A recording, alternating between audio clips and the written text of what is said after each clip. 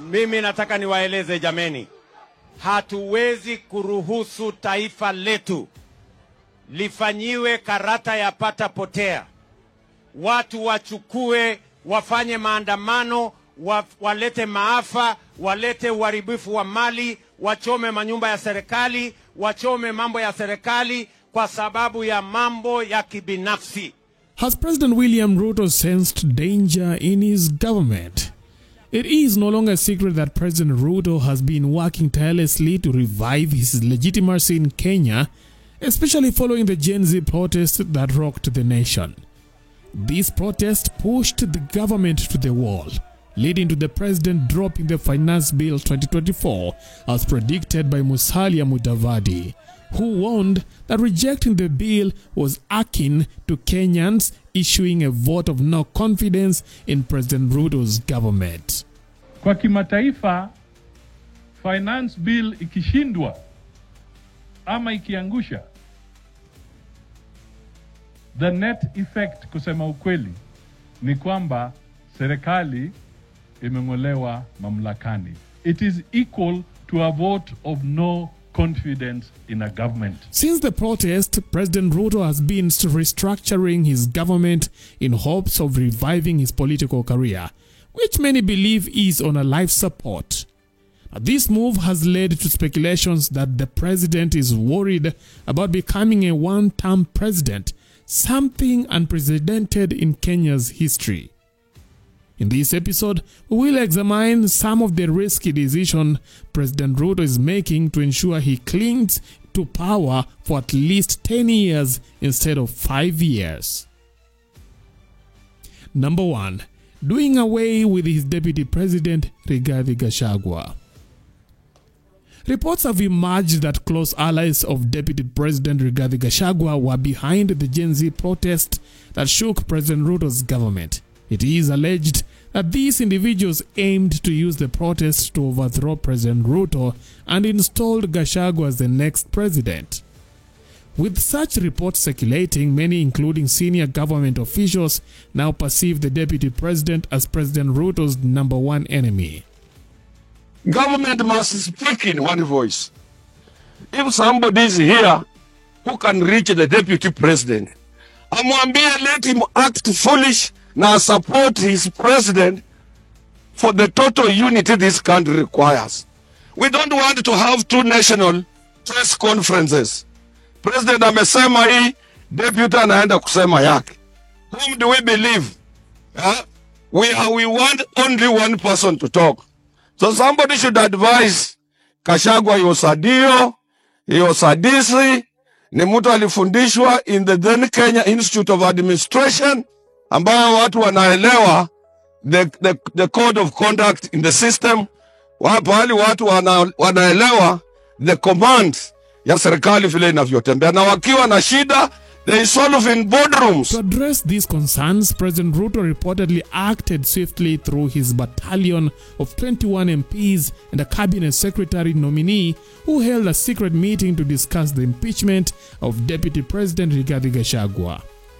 During this meeting, held at an undisclosed location, the MPs accused the deputy president of holding the president hostage and demanding for key positions for his community in Mount Kenya.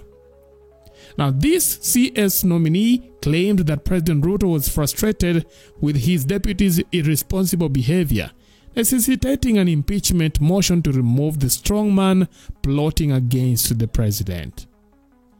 If the impeachment proceeds and the rumors that Deputy President Rigathi Gachagua tried to enter the State House through unconstitutional means are true, Gachagua might go down in history as deputy who attempted to outshine his boss, only to meet a humbling end. I have now forwarded the name of John Mbadi Ngongo to the Ministry of National Treasury and Economic Planning. Number 2.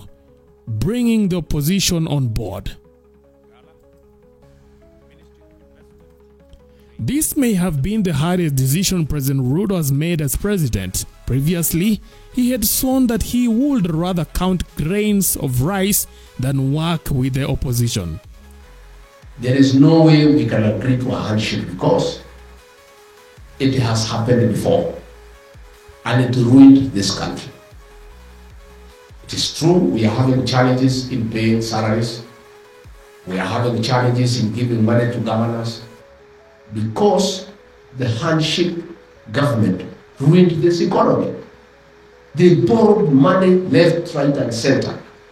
And because we are a responsible government, we have to pay this money. Last week, some loans had matured and they have to be paid because we have obligations. You asked me a direct question whether there will be a handshake because of this situation. I want to tell you there will be no handshake. However, after the Gen Z protest, President Ruto had no choice but to bring opposition members into his government as cabinet secretaries to win the hearts of the opposition, supporters, and many of whom are from the Nyanza region. By appointing key opposition leaders and influential politicians like John Mbadi, Hassan Joho, Wycliffe Oparanya, and Opiyo Wandayi, President Ruto hopes to gain votes from Nyanza, Western, and Coastal regions in 2027. This strategy explains his early campaign visits to these regions, and perhaps his next step might be the Nyanza and Western region where some of these opposition leaders come from. The shocking part of this appointment is that President Ruto went against his agreement with Deputy President Rigathi Gachagua not to include Azimio leaders in his government. Adding salt to injury, key positions that were previously held by Gachagua's preferred candidates have been given to the opposition, such as the Treasury office now being under John Mbadi. This has left many Mount Kenya leaders feeling betrayed.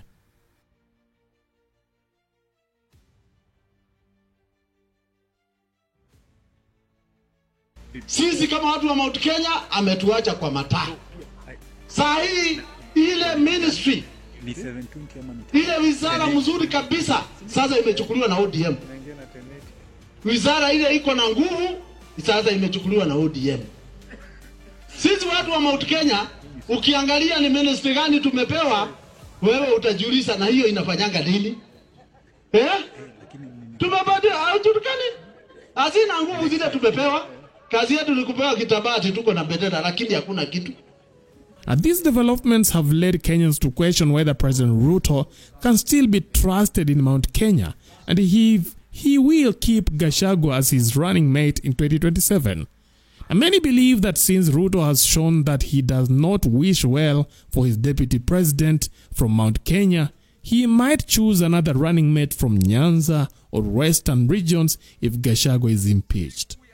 But the big question remains, even if Gachagua is impeached, could he not face President Ruto at the ballot in 2027 and try his luck to becoming president?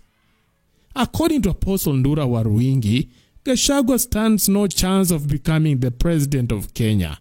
He believes that both Gachagua and Ruto are the last men of their generation to lead Kenya. Where are you seeing the deputy president? Rigathi Gachagua, 2032, he is our next president, according to him and what he's planning. Where are you seeing? Can I tell you one thing? Mm-hmm. I don't know. Itatukana kiasi gani? Lakini watatukana.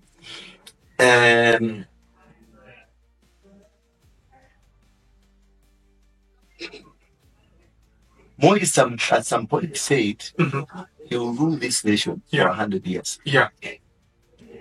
When Moi went, he left Kibaki. Kibaki was DP. Yeah. But in the books, he was still a cabinet member. Yeah. Number 2. So Moi continued the canon regime. Then after that, Uhuru, an idea of Moi, came in. Then after that, we have Ruto, an idea of Moi. Not only idea, but a son. Yeah, of Moi. Political. Not both political and theological. Why do you that? Let's not talk about that. Both to the deputy and this are sons of one father. the deputy, and the president. I know that one litatukana too. They are sons of one family. Okay, politically and biologically. So we are ruled, it could be political, biologically, socially, economically. So it's upon you to know what I'm saying. These are the sons of one family ruling the nation. Two sons of one family ruling the nation. The spirit of this father has been vanquished. The spiritual realm has been vanquished. And it's no longer one. That is crazy, the star, Kina Gideon, it's no longer Kina Lee, Kina Zina, all those sons of the president, Akira, in Zina, and many other sons around here, you know them. And these two sons. So it is the end of an era. That's what it is. For the Moi rulership. For the Moi kingdom.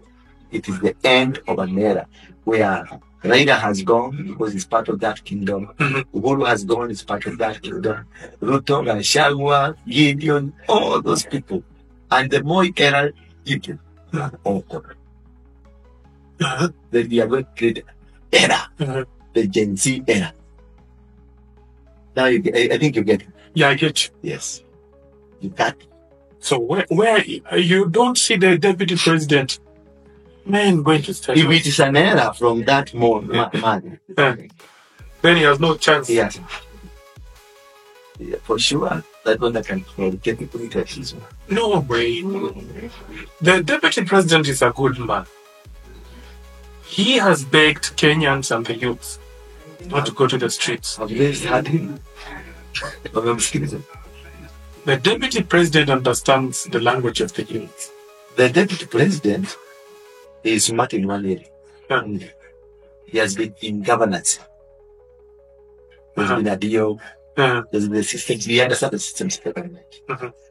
But a government has never understood its people. So he might be able to be very good in the governance. Everything is good. But understanding people completely out. Ruto is a politician who understands down the people. I get you. So these are two people with different ideologies, different patterns, and different foundations.